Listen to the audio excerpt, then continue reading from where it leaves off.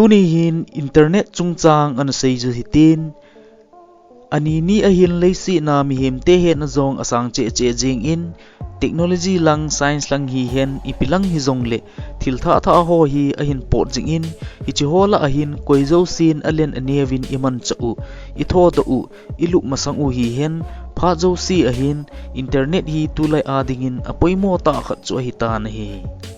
hin la in het kha ovem internet hi gam khat hi cable where a konna ki phau tu a hi in a hi hi chi hi mi 40-45% hin where a kon ki phau tu a hi ti hi anata san lo u khat a hi satellite le tower ho a konna hi internet hi ki mang a hi lo le ki connect a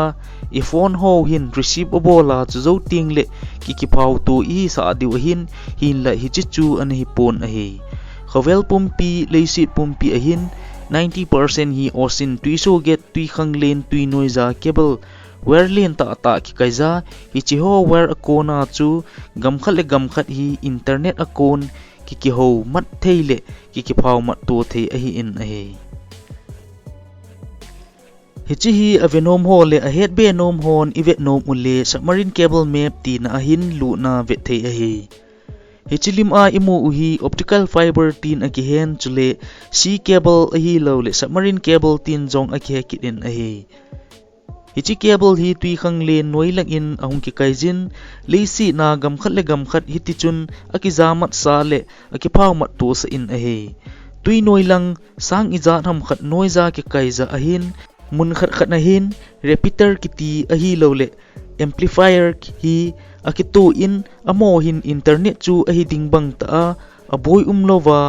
akiman theina ding chule a speed ho control theina ding in kitu ahin a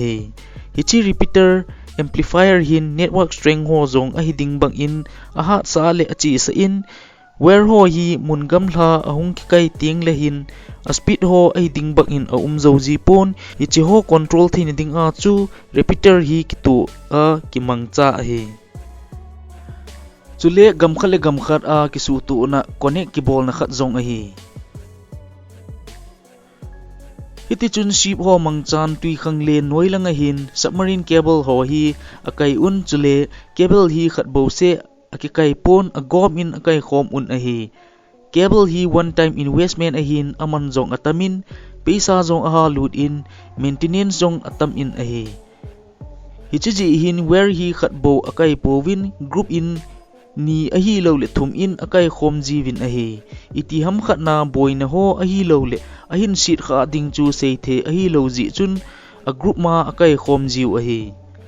tsunami ho akon asit chule sa hon ahin pe tan kha ahi lo le sa lenga dang hon ahin chu sit kha ama achama ahung tan kha ti problem zong hi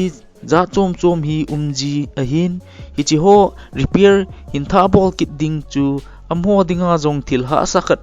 pha zong alut in hichi chun hichi ho chu ahung ting le a he do bai na ding le mat do bai na ding in secondary cable chun akitho pg in chule khat atan na asit ta zong le khat na chun hiela man pai the ahin a he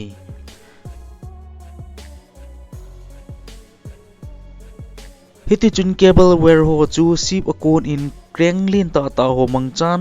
sang izar ham ma chu ahin kaijun level kitu lo ahi ji chun a thu na lai ho zong ahi ji chun mihim galu na bowling chu ahi lo ahin a danger ji chun robot ho le machine ho hin a bol un chule repairing ho zong hi machine le robot hon atam zo pi hi a bol un ahi Tuino ya chi ding ahi ji chun where ho hi ahoi apha chung ngai te za ahin where ho hi akichu na cover hi layer gate in a cover abol ahi aponung pen hi polyethylene ahin aban ahin waterproof vaseline ahin aban kin ahin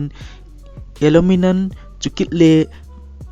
polycarbonate tin aban ahin cover gate je na ki tom ahi hi chi hola hin where neu cha cha zong a umin hi chi chun internet hi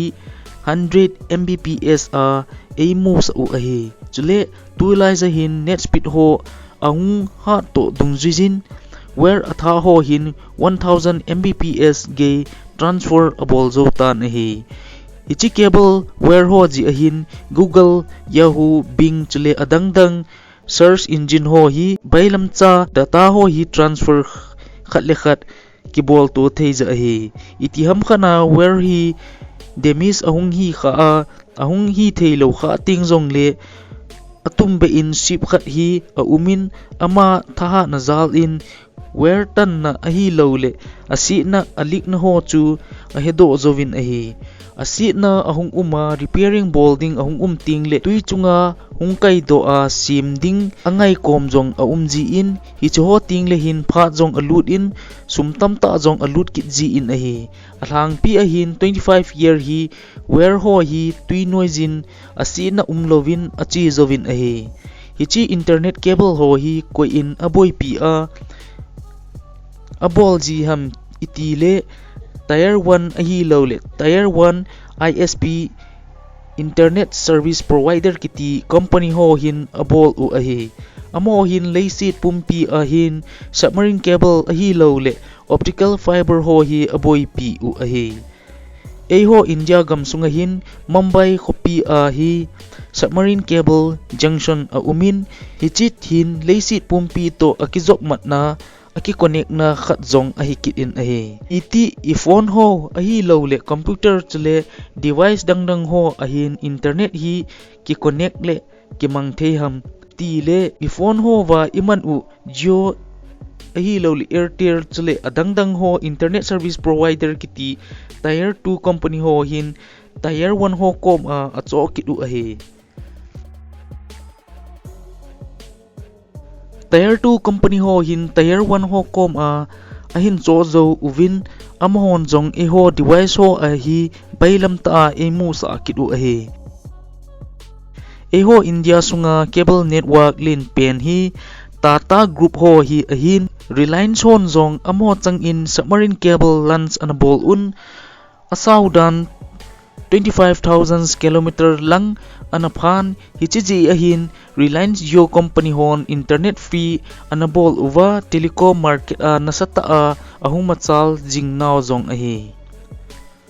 itichun Jio company Reliance de hin tule tun zong hi submarine cable hi Asia gamsung mun chom ho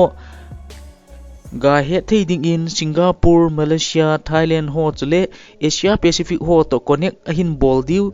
Italy Middle East North Africa ho azong connect bolding tin pan alajing un hichi project hi